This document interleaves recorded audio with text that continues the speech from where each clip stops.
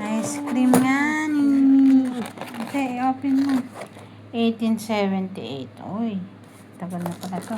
Okay. Ayaw. Ayaw magpa-open.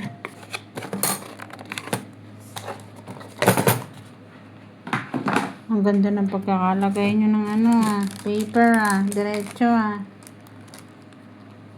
Ice cream, dark chocolate.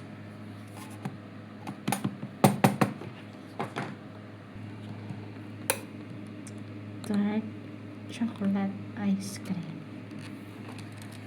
What kind of chocolate is this? Dark chocolate.